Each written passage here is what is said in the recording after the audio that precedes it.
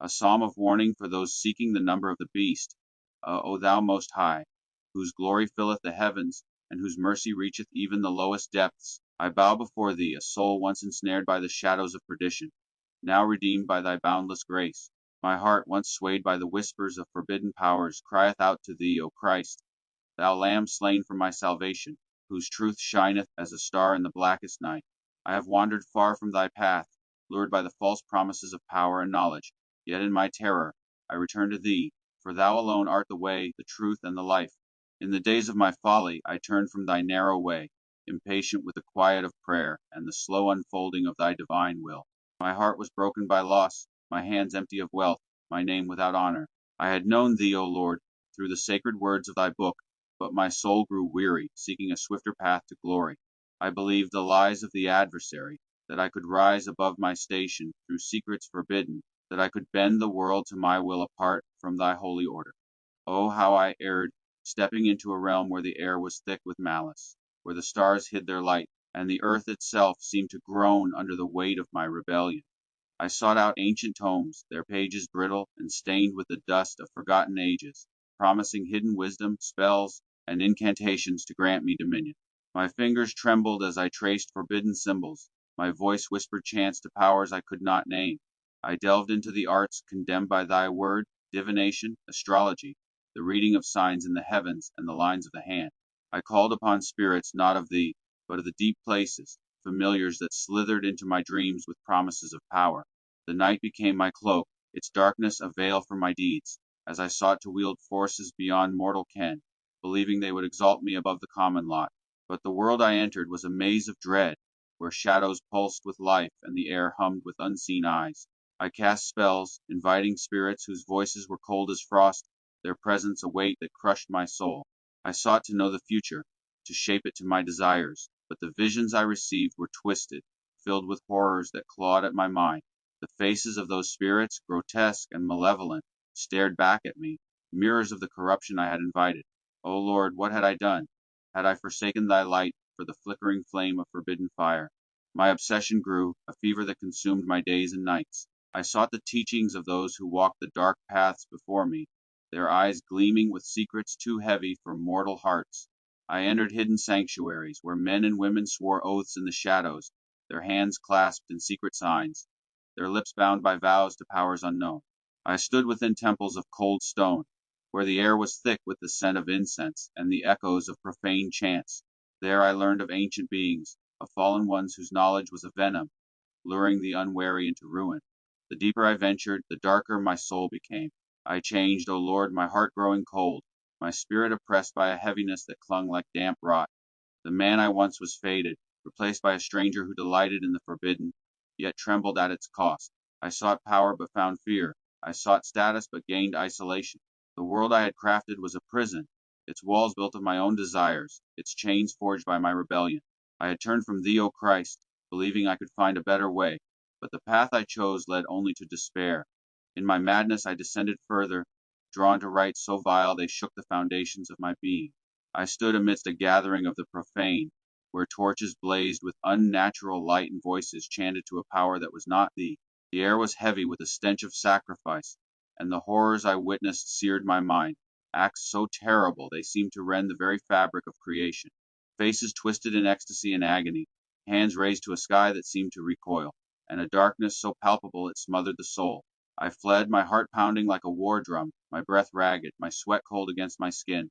In my haste I stumbled, falling before an idol of stone, a grotesque figure carved in the likeness of an ancient abomination, its form a mockery of all that is holy. And then, O terror beyond imagining, the statue stirred. Its eyes, carved yet alive, glowed with a sinister fire, red as blood, pulsing with a malice older than the stars. The abomination, a living Baphomet, rose from its pedestal, its form a grotesque fusion of beast and man, its horns curling like blackened thorns, its limbs corded with unnatural strength. Its breath was a foul miasma, a stench of sulfur and decay that choked the air. Its hoofs struck the earth with a sound like breaking bones, and its presence radiated an aura of warrior evil, a malevolent force that seemed to warp the very world around it. The forest, once silent, became a cacophony of snapping branches and rustling leaves, as though the trees themselves recoiled from its touch. I ran, O Lord, through a forest of gnarled trees, their branches clawing at the sky like skeletal fingers.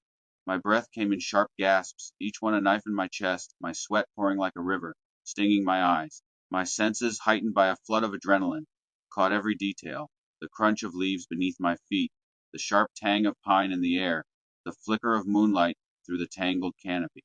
Every shadow seemed alive, every sound a threat, as the living abomination pursued me, its steps a relentless thunder, its eyes burning through the darkness.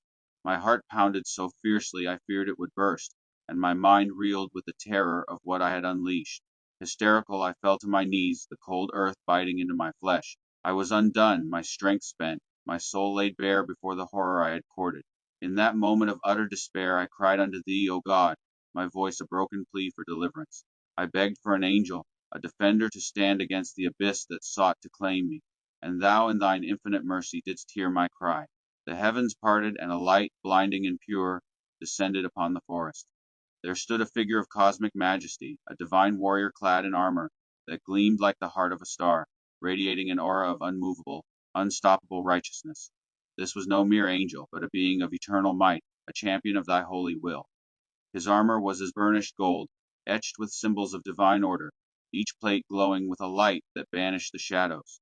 In his right hand he wielded a sword of flame, its blade shimmering with celestial fire, capable of cleaving through the very essence of evil.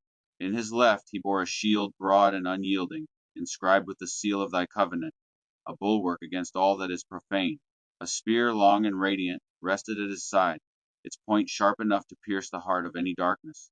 His presence was a storm of divine energy, a force so potent it seemed to reorder the world, an unassailable power that declared the triumph of thy righteousness.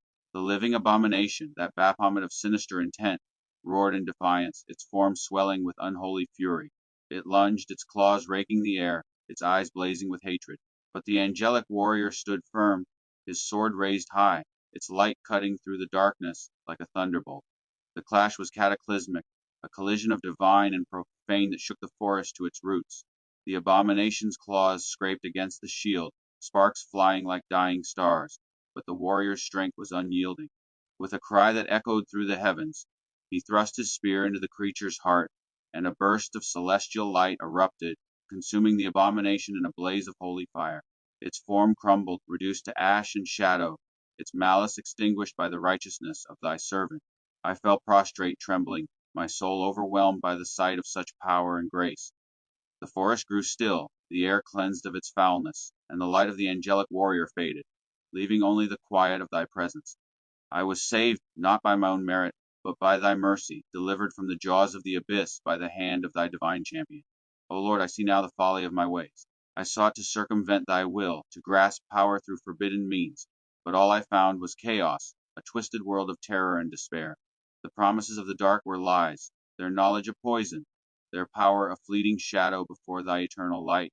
I believe in thee, O Christ, above all else. Thy life, thy teachings, thy sacrifice upon the cross, these are the truths that anchor my soul. Thou wast born in humility, walked in compassion, and died in love, bearing the sins of the world that I might be redeemed. Thou didst rise triumphant, shattering the chains of death, and in thy resurrection I find my hope. The philosophies of men, their systems of thought, are but echoes of thy truth, fleeting shadows before thy radiance. Thou art the fulfillment of all that is good, the cornerstone of all wisdom, the only path to righteousness. The world is a place of shadows, where powers unseen plot and scheme, but I fear them not, for thou art with me. Thy cross is my refuge, thy blood my redemption, thy spirit my guide. I surrender all to thee, casting aside the illusions of power and the snares of forbidden knowledge.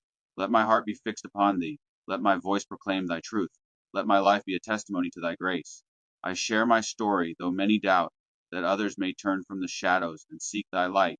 There is no power, no knowledge, no authority worth the price of the soul. In thee alone, O Christ, do I find rest, for thou art the truth that endureth forever. Inspired by the song Number of the Beast by Iron Maiden, a band that has been like good, reliable friend these hard decades past,